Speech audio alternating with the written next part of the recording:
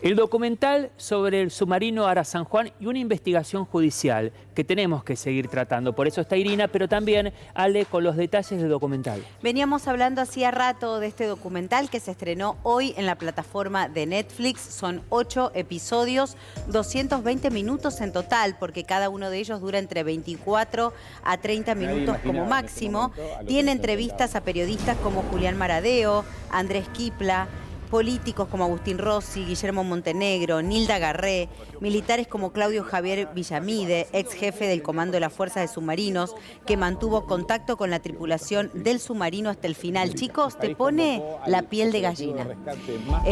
Yo vi 4 de los 8 episodios ya y realmente ver a los familiares, está por supuesto la voz de los familiares, lo que pasaba políticamente en ese momento en el país, la injerencia que tuvo también el gobierno en ese momento cuando los familiares lo único que pedían era justicia.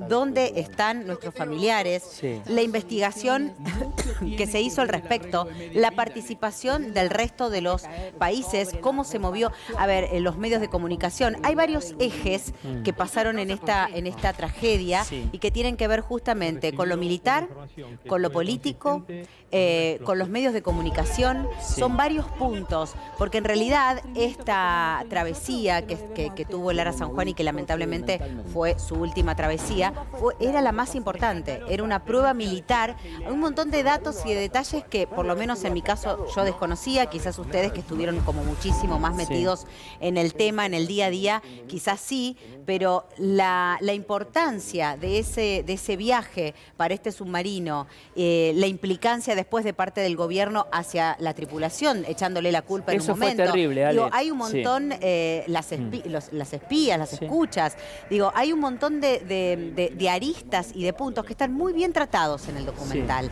Hay un tiempo y un espacio para cada uno de ellos, un muy buen desarrollo y un material documental increíble. Mucho archivo de ese momento cuando hablaba Macri y marcaba, Irina, Ale recién, las investigaciones que se abrieron por el espionaje. En un momento, cuando los familiares de las víctimas del Ara San Juan estaban rezando en una iglesia, Mauricio Macri, por ejemplo, en la iglesia y ante el dolor, los mandó a espiar.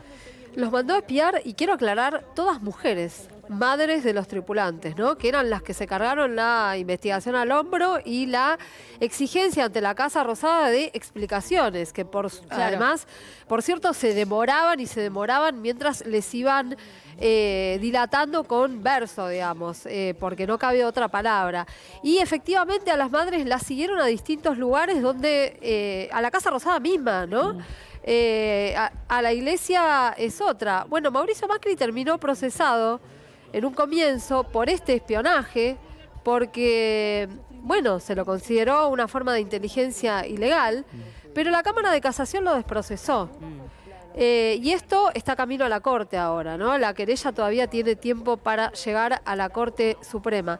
Este es un capítulo de la historia, ¿no? El comportamiento de Mauricio Macri en ese momento, desde la presidencia, se vio a través de esta iniciativa de espiar a los familiares de las víctimas, y se vio también en la actitud respecto de las explicaciones que iban dando o no dando sobre lo que ocurría. Oscar Aguad, por ejemplo, no daba explicaciones, ¿te acordás? Exactamente. Y ahí se ve la desesperación, inclusive en el documental, de la gente yendo a pedir una explicación. Sí, y sobre todo hubo un momento que fue bastante parteaguas también, que es cuando el gobierno deja de buscar. Claro. Y después el reclamo de las familias con el campamento en Plaza de Mayo para que los reciban. Encadenados, esa lucha, ¿te acordás? Para que se licitara alguna empresa extranjera que pudiese llegar a la profundidad en la que se creía que estaba el Ara San Juan, y bueno, y hasta que finalmente el gobierno lleva adelante ese proceso de licitación y encuentran los restos tal cual como lo venía pidiendo las familias del Ara San Juan. Pero el desprecio, ¿no? por estos argentinos que, cumpliendo una tarea, una misión, se habían hundido allí y se les dejó de dar explicaciones a las familias. Sí. Hay otra causa judicial que tramita en Caleta Olivia, que es muy importante, donde fueron procesados una serie de militares, pero no han sido procesados los funcionarios. Este es el punto que queda pendiente, ¿no? Que hay, o sea, que uno puede vislumbrar que el gobierno además manejaba información que no daba, que no facilitaba. Y además que se sabía que había habido 7 horas de pedidos de ayuda de los tripulantes, ¿no? Y que esto se ocultaba, sí, absolutamente desesperante. Hace unos días, esta semana declaró Marcos Peña en esa causa, por supuesto, hablando maravillas de Oscar Aguad, y diciendo que algunas cosas ya no se acordaba. Pero bueno, eso es lo que pasa con la pata política de esta investigación, ¿no? Y esa es la parte que sería interesante que avance. Hay que ver si esto avanza por allí, se podría pensar en una segunda parte, porque hasta el momento todo esto obviamente está como mostrado, como en un inicio, pero no está resuelto, porque justamente no está tal resuelto. resolución no existe. No existe. Está en el documental el momento en el que seguramente ustedes se acordarán.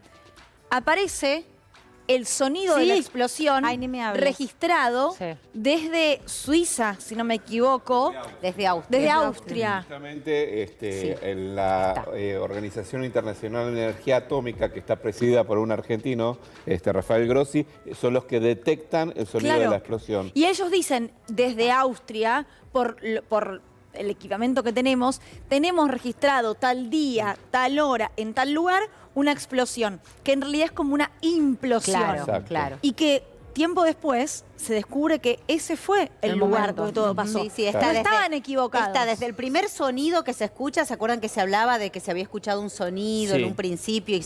Porque además también está muy interesante cómo está la cobertura, es muy interesante cómo es la cobertura mediática sobre el tema. Ahí estamos también nosotros. O sea, a mí me tocaba, yo iba todos los días a las conferencias de prensa que se dan en el edificio de la Armada. Nosotros en Bien Temprano dimos el alerta, e internacional, éramos noticia en todas partes. ¿Se acuerdan esa madrugada con la primera información y que los móviles iban directo a Casa Rosada para buscarlo? 2017 o 18. 2017. Finales de 2017. Noviembre de 2017. 15 de noviembre del 2017. Sí, yo también iba con el móvil C5N, me acuerdo. ¿Cómo se llamaba el que daba las conferencias? No te tengo el nombre, pero está en el documental también. Es muy interesante ver también cómo se sentía Enrique la familia.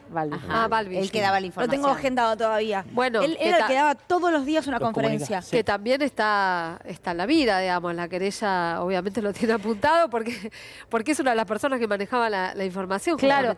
Acá hay una cuestión clave también, que es cómo se llega a la explosión, ¿no? Bueno, porque la pregunta del documental, una de las preguntas que aparece inclusive en la introducción de cada capítulo es, ¿estaba el buque preparado para el hacer mantenimiento, todo lo que se habló en su momento, Irina? Bueno, es que la querella justamente lo que plantea es que no estaba en condiciones. Claro, eso es lo que que venía habiendo planteos acerca de que no estaba en condiciones y todo el mundo hacía oídos sordos. Claro. ¿no? Y ¿sabes qué? Me acuerdo que también me había llamado la atención en el capítulo del espionaje a los familiares, porque uno ha cubierto esto desde de distintas perspectivas. De hecho, me tocó ir a una de las indagatorias de Mauricio Macri en Dolores, en ese sentido.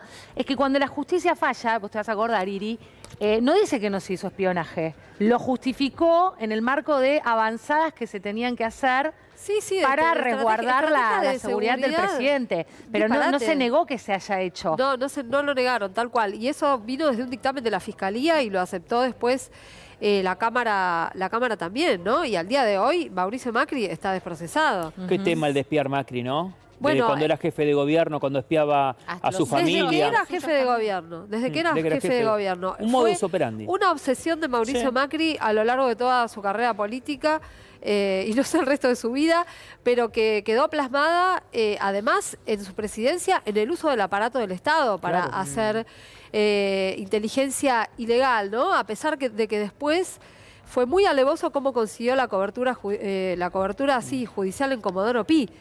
Las causas sobre espionaje pasaron un proceso que te muestra a las claras por qué los políticos confían en Comodoro Pi. Porque algunas de estas causas empezaron a tramitarse en provincia, como la del espionaje. Como contaba recién Paula, a la indagatoria de Macri fue en Dolores. Hubo otra causa en Lomas de Zamora, por ejemplo, donde se vio el enorme aparato de espionaje que había desplegado Mauricio Macri. Todo terminó en Comodoro Pi y no queda casi nada de esas causas, casi no quedan imputaciones, quedan algunas sueltas, pero esa estrategia aplicada desde el aparato del Estado, espionaje político, social, eclesiástico, todo lo que te puedas imaginar. Bueno, todo eso fue a Comodoro Pi para que termine en nada. Mírenla y después me cuentan. Dale. Obvio.